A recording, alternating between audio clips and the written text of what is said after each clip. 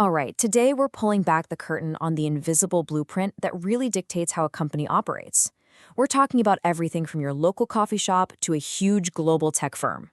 It's called organization structure, and getting it right can be the difference between incredible success and, well, total chaos. So think about it for a second.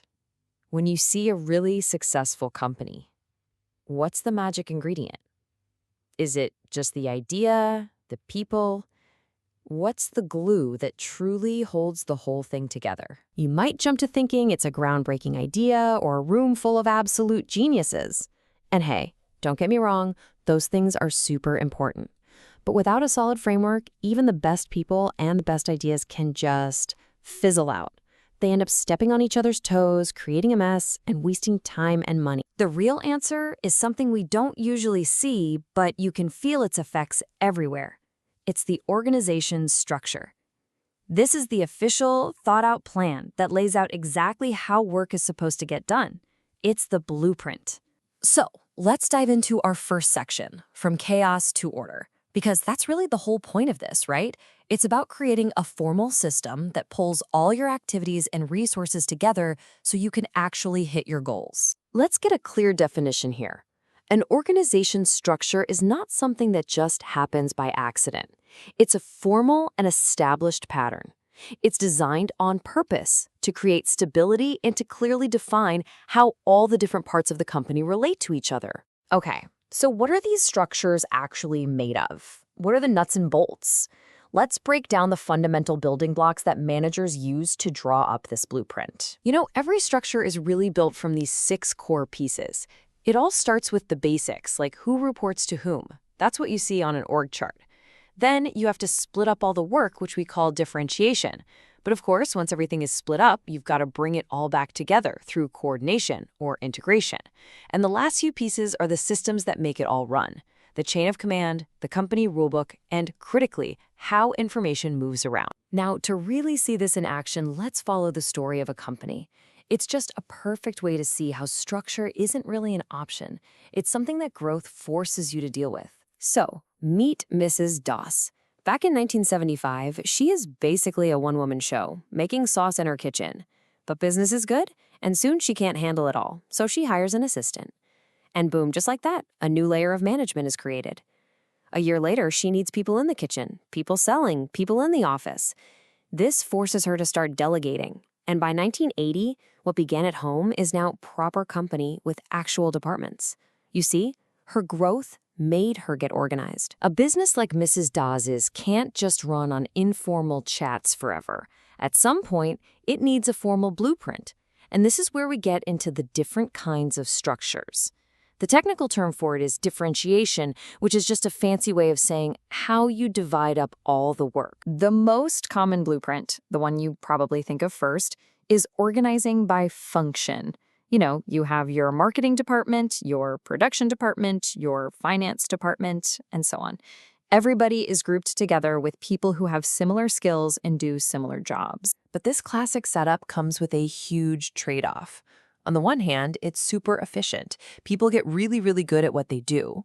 On the other hand, it creates silos.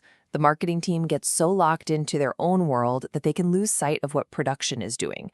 And getting those different departments to coordinate can become a massive headache. So what if a company sells totally different things, like, say, both soap and tractors?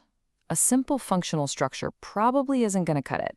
This is when a company might decide to organize itself around its products instead. With this model, you're basically creating a bunch of mini companies inside the bigger one. The manager for one product line is in charge of everything for that product and its profitability. The big downside here, it can get expensive. You might end up with a separate marketing manager for every single product, which means you're duplicating roles and driving your costs way up. But what if you want the best of both worlds? What if you need that deep, functional expertise and that sharp product focus? Well, that's where a much more complex hybrid model comes into play: the matrix structure. You see this a lot for special, one-off projects. But here's the catch, and trust me, it's a big one. The single defining feature of a matrix is dual authority. That means an engineer, for example, reports to their engineering manager for, say, technical quality, but they also report to a project manager for project deadlines. That's right, two bosses. And you can just imagine the potential for conflict if those two managers don't agree. So up until now, we've only been talking about the official blueprints, the org charts. But running right alongside every formal structure is this powerful, unofficial network. And that's the informal organization. The difference is pretty simple when you think about it. The formal structure is planned. It comes from the top down.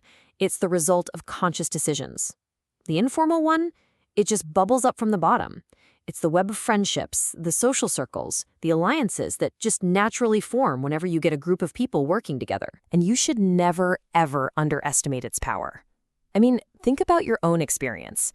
How often do you find out what's really going on from an official company memo versus the grapevine? That informal network is often way faster and way more powerful than any formal announcement. A really smart manager doesn't try to stamp it out. They listen to it. Okay, so we've looked at the official blueprints. We've peeked into the hidden networks. Let's bring this all home and ask the biggest question of all. How do you know if your organization's structure is actually doing its job? Look, a company's structure doesn't exist in a bubble. It has to be a living, breathing thing that's always adapting. The world outside, a changing economy, a shifting culture, that can force you to change. New technology can completely rewrite the rules. And, just as importantly, the people inside the company, their expectations, their rights, even just the personal style of the management team, all of it shapes the final design. When you really strip it all back, the whole process always boils down to these three steps. First, you figure out the jobs that need to be done. Second, you break them down, differentiate them into specialized, manageable chunks. And third, and this is the part that makes or breaks the whole thing, you integrate all those separate pieces so they're all pulling in the same direction toward that common goal. And that really brings us to the most important takeaway of all. There is no such thing as a one-size-fits-all answer. A perfect structure simply does not exist. The best structure is the one that fits your unique goals and your environment right now.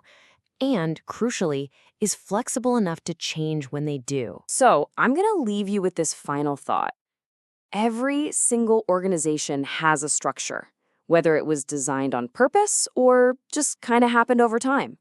So, now, thinking about everything we've just covered, ask yourself, is it the right one